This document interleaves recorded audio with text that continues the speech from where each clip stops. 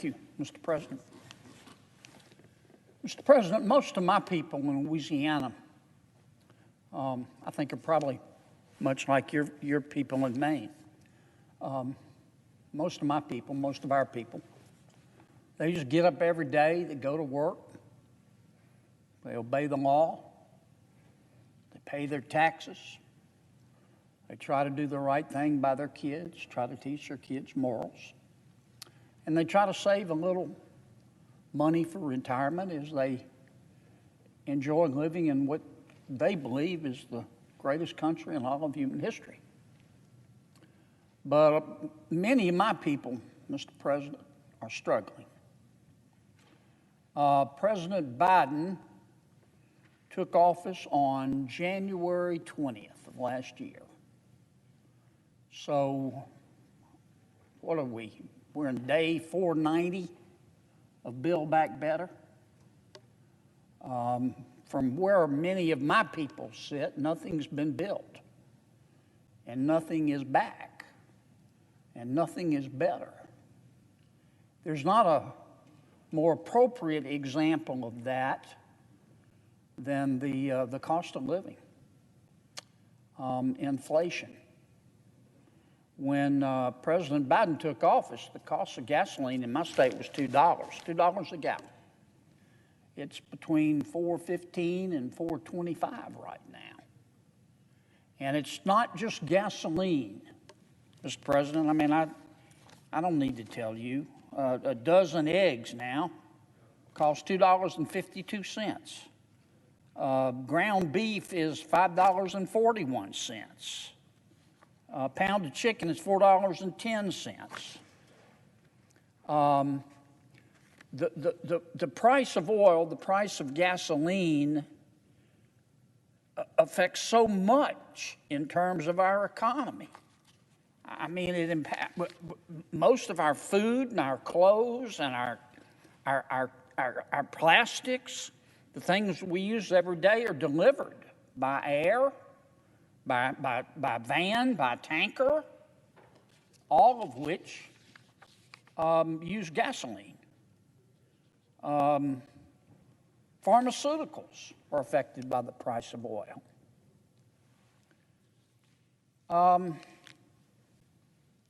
I don't think it's any secret that the Biden administration is trying to disrupt the production of oil in America. I think that's just a fact.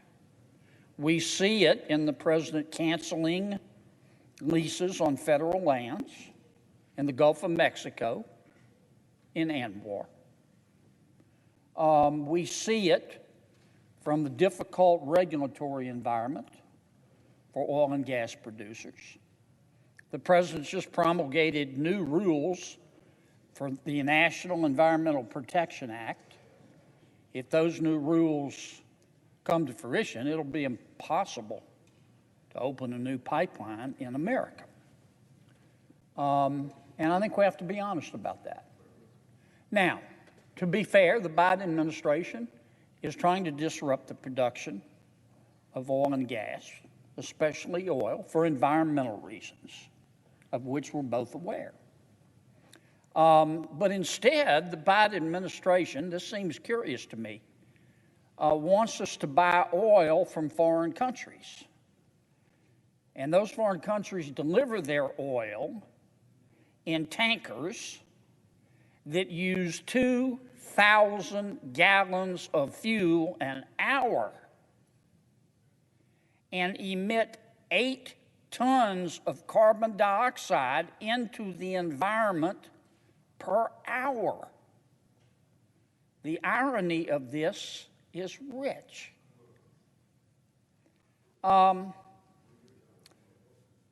Inflation and oil. Once again, I think so much of our inflation in all the products that we need to maintain our standard of living today starts with the price of oil. Now, President Biden has said he has no control over the price of oil and therefore the price of gasoline. But Mr. President, you can't have regulatory control over the drilling the transporting, the storage, the refining, the trading, and the taxation of oil, as the president does, and say you have no control over the price of the commodity. I mean, that's just not true.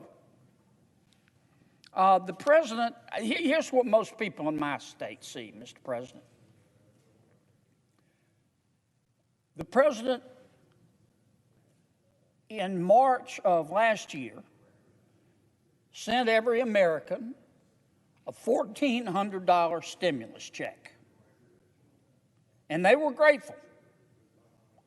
But then the Biden administration, for its next trick, crashed their 401ks, increased their food bills by as much, for some, as much as $3,000 a year, increased their rent for many as much as $2,000 a year, and increased their gas bills for as much as $1,000 a year.